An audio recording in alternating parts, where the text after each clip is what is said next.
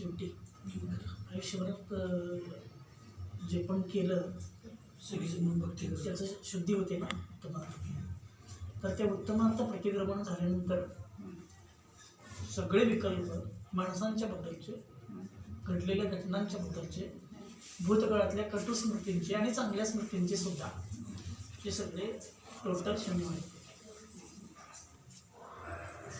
कारण केलं मी आता संपला विषय, मी एकटा झालो.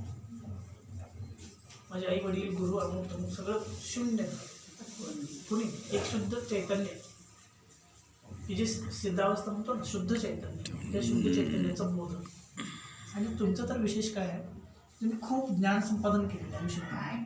नाही केलं की नाही असं कसं, तर त्याचा तुम्हाला खूप मोठा लाभ होईल शेवटी, खूप म्हणजे खूप मोठा. हे एक महत्त्वाची सांगतो, किती ज्ञान आहे त्याच्याशी समान द्रव्य. तुम्ही समाधीची घ्यायची भावना करून एवढी चिरकालीन समाधीची साधना करत आहे. हे भावज्ञान असल्याशिवाय कोण करू शकतो? ते जाऊ दे, एवढं ज्ञान आहे का, एवढं आहे का, एवढं आहे त्याच्याशी संबंध नाही. पण तुमची समाधीची चिरकालीन साधना करायला लागलाय. ज्ञान असणारा माणूस करतोय का ज्ञान नसणारा करतो?